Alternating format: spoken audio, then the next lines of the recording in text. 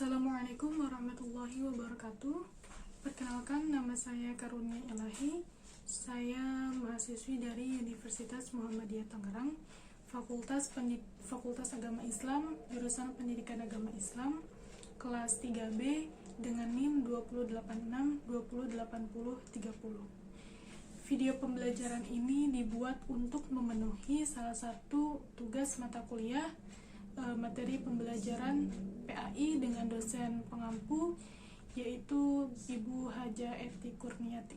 Sebelum ke pembahasan, tahukah kalian bahwa malaikat itu pernah bertanya kepada Allah Subhanahu wa Ta'ala dalam Quran Surat Al-Baqarah ayat 30 yang terjemahannya ialah apakah engkau akan menciptakan makhluk yang kerjaannya merusak dan menumpahkan darah, sementara kami senantiasa bertasbih dan memujimu.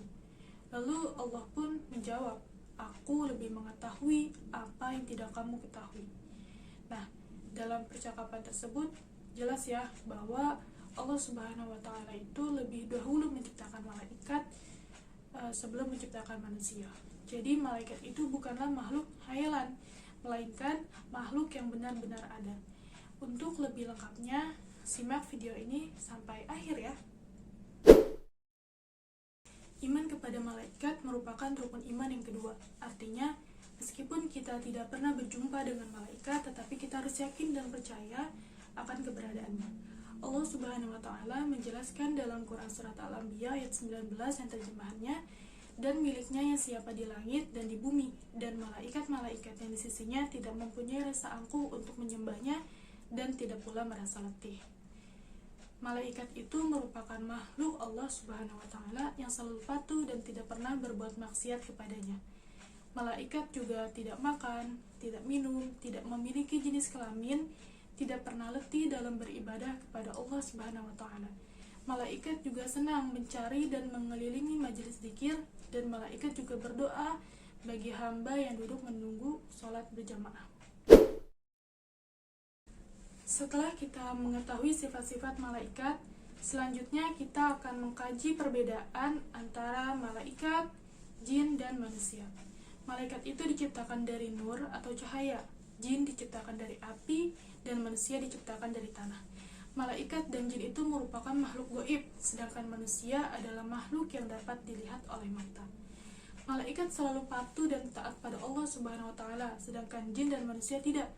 Ada yang taat, ada juga yang durhaka kepada Allah Subhanahu wa Ta'ala. Malaikat tidak makan dan tidak minum, sedangkan jin dan manusia makan dan minum. Malaikat itu pikirannya jernih dan lurus, sedangkan jin dan manusia pikirannya selalu berubah-ubah. Malaikat tidak mempunyai nafsu, sedangkan jin dan manusia mempunyai nafsu. Sampai sini sudah bisa membedakan ya antara malaikat, jin, dan manusia. Nah, selanjutnya kita akan membahas nama dan tugas-tugasnya malaikat. Apa saja ya? Langsung aja yuk. Nah, mungkin kalian akan bertanya-tanya ya, ada berapa banyak sih malaikat itu gitu kan? Dalam Al-Quran itu tidak disebutkan secara pasti ada berapa jumlah malaikat. Nah, namun ada penjelasan melalui hadis yang diriwayatkan oleh Imam Bukhari dan Muslim dari Anas bin Malik bahwa pada saat Nabi Muhammad SAW Isra dan Mi'raj dan bertemu dengan Nabi Ibrahim alaihissalam yang sedang bersandar di Baitul Ma'mur, di sana itu terdapat 70.000 malaikat. Jadi dapat dikatakan bahwa jumlah malaikat itu sangat banyak sekali. Namun malaikat yang wajib diketahui hanya ada 10. Siapa saja dan apa saja sih tugas-tugasnya? Langsung aja kita bahas. Yang pertama ialah Jibril. Malaikat Jibril ini tugasnya menyampaikan wahyu kepada Nabi dan Rasul. Nah, nama lain malaikat Jibril adalah Roh Al-Quds, Ar-Roh Al-Amin, dan Namus. Yang kedua ialah Mikail. Malaikat Mikail bertugas mengatur kesejahteraan makhluk, seperti mengatur awan, menurunkan hujan, melepaskan angin, dan membagi-bagikan rezeki. Yang ketiga yaitu Israfil. Malaikat Israfil ini bertugas meniupkan trompet atau sangkakala saat dimulainya kiamat hingga saat hari berbangkit di padang mahsyar. Yang keempat yaitu Israil. Malaikat Israil itu bertugas mencabut nyawa seluruh makhluk hidup, baik manusia, jin, iblis, setan, dan malaikat, apabila memang waktunya telah tiba. Selanjutnya itu Munkar dan Nakir. Malaikat Munkar dan Nakir ini tugasnya sama, yaitu sama-sama bertugas menanyai orang yang sudah meninggal dan berada di alam kubur. Yang ketujuh yaitu Raqib. Malaikat Raqib ini tugasnya mencatat semua pekerjaan baik setiap manusia sejak akil balik sampai akhir hayatnya. Yang kedelapan ialah Atid. Malaikat Atid yaitu bertugas mencatat semua pekerjaan buruk setiap manusia sejak akil balik sampai akhir hayat. Yang kesembilan adalah Ridwan. Nah, malaikat Ridwan ini tugasnya menjaga dan mengatur kesejahteraan penghuni surga. Yang terakhir yaitu yang ke-10 malaikat Malik. Nah, malaikat ini disebut juga malaikat Zabaniyah. Tugasnya menjaga dan mengatur siksa atau azab bagi para penghuni neraka. Dengan memperhatikan tugas para malaikat, ada beberapa hikmah nih yang dapat kita petik dari beriman kepada malaikat. Antara lain yaitu memberi motivasi kepada kita untuk selalu taat dan bertakwa kepada Allah Subhanahu wa taala seperti ketaatannya para malaikat. Yang kedua, malaikat itu selalu mengawasi perkataan dan perbuatan kita. Yang ketiga, memberi rasa optimis untuk selalu berusaha karena Allah akan memberi ilmu melalui malaikat Jibril dan memberikan rezeki melalui malaikat Mikail. Yang terakhir, memotivasi kita untuk selalu beramal soleh karena bekal itulah yang kita bawa kelak ketika meninggal dunia untuk menghadapi pengadilan Allah Subhanahu wa taala. Selanjutnya adalah contoh perilaku beriman kepada malaikat Allah. Apa saja contoh perilakunya?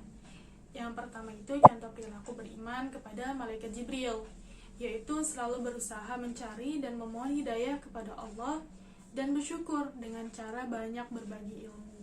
Yang kedua, contoh berperilaku beriman kepada malaikat Mikail, yaitu berusaha secara maksimal untuk mencari rezeki yang baik dan halal. Ketiga, contoh perilaku iman kepada malaikat Israfil, yaitu selalu memohon kepada Allah agar kita diselamatkan dalam menghadapi musibah dan huru-hara dunia maupun saat terjadinya hari kiamat.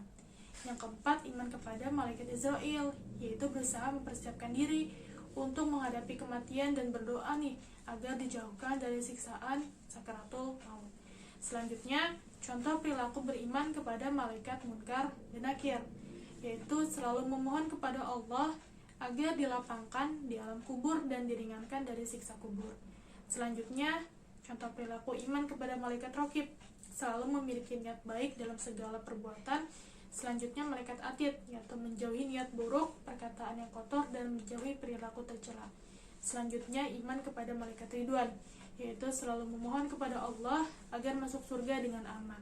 Yang terakhir, contoh perilaku beriman kepada malaikat yaitu malaikat Malik, yaitu selalu berdoa kepada Allah agar terhindar dari siksaan api neraka. Nah, jadi sebagai seorang muslim, sudah seharusnya kita untuk mengimani akan keberadaan malaikat ya teman-teman. Tak terasa ya, sudah sampai di akhir video. Terima kasih untuk yang sudah menonton sampai akhir. Semoga ilmu yang diberikan dapat bermanfaat untuk kita semuanya. Jangan lupa untuk like, komen, dan share ke teman-teman kalian ya. Terima kasih. Assalamualaikum warahmatullahi wabarakatuh.